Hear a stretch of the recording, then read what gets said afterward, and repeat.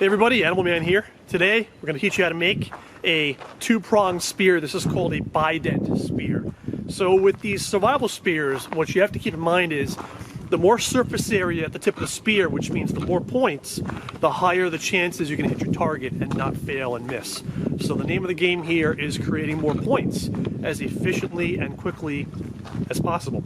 So what we're going to do is we're going to find a sapling. Right next to me, this whole strip here is sapling maples. And what I look for are an area where there's trees in fierce competition.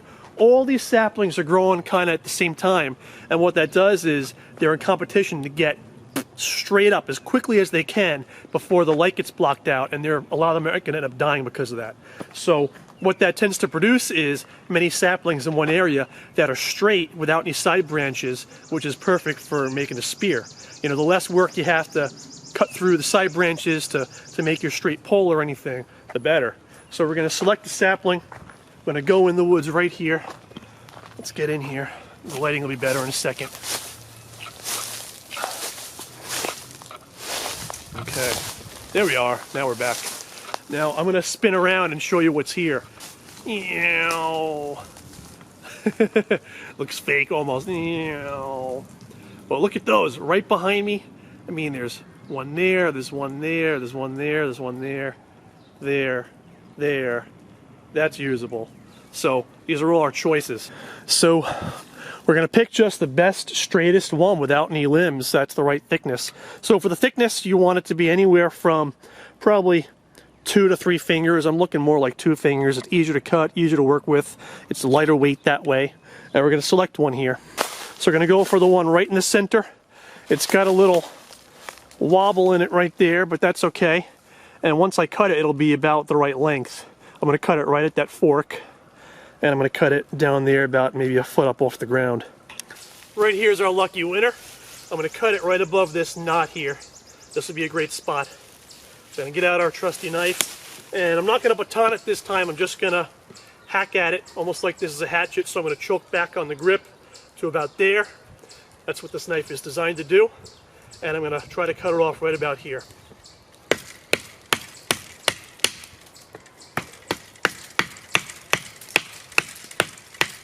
And it takes longer this way, but if you don't have a baton, this is what you do.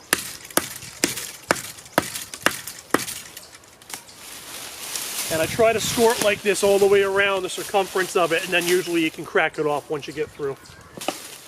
So a little bit more here. And then I'd be willing to bet that that's probably, right there is probably enough actually. Just going to put our knife away. See if we can crack it off now. Excellent. A little twist. Off we go. Now, the business end of this, we have to trim. Any little stubs of branches, you can just shave off just by running it parallel to the stick. They usually come right off because they're dead, they're dry. They just pop right off. This will make it easier for you to handle this later on without getting scraped up on all these little nubbies.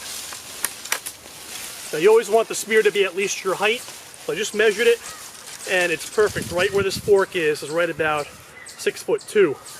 So I'm going to cut it off at about 6 foot. Again, by just pretty much scoring it a little bit by this chopping motion all the way around it. Then we'll just snap it off when we're done, when it's ready. But by making sure you get all the way around, it tends to keep it from splitting. And this technique works much easier for you.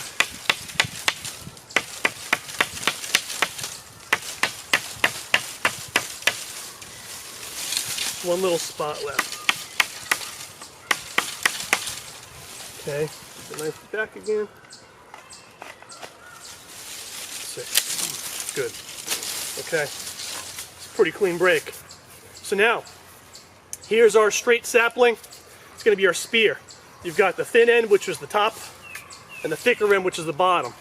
Normally I like to have the thick end at the bottom for my handle, have the thinner end at the tip, but with this, we need there to be a little bit more thickness so we can split this.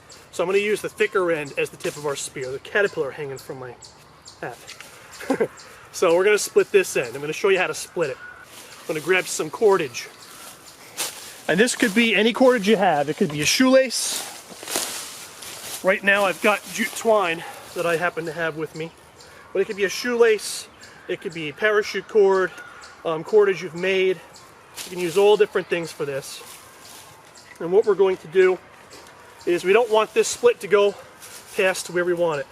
So about, I don't know, 8 inches or so down from the tip, I'm going to have some extra hanging off to tie it later on. I'm going to wrap this around several times, nice and tight, and that will keep this from splitting past where we want it.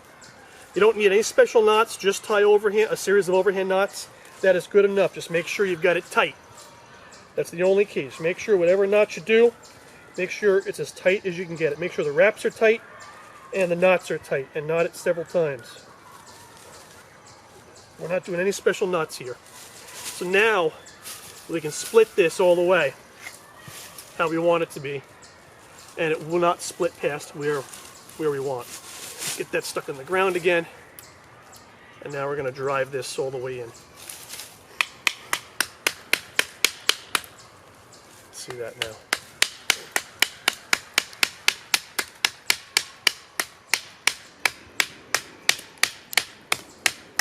Excellent.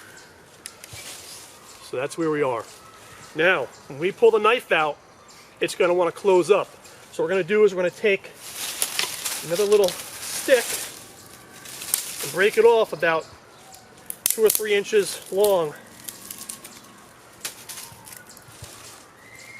It's a little bit longer than I like, but you can always trim it off later if you need to. It's a little stick. And we're going to use this to shove in there to keep that closed. So we're going to work the knife out carefully. I'm going to put the stick in there, and I'm going to use the knife. I'm not pushing, I'm not pulling with the knife, I'm using the knife almost like in a prying motion, like you're peeling a pancake off the frying pan with a spatula. And I'm just spreading this, and I'm working that stick down there, and it's going to spread that open and keep it open for us. There it is, that's what we're left with there. I can even go further if I wanted to. Now the remainder of our string, we're just going to tie this little stick in place.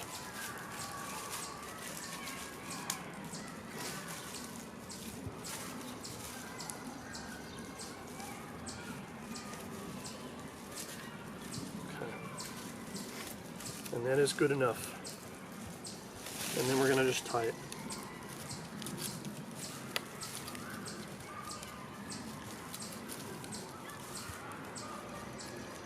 Again, knots don't matter as long as it's tight.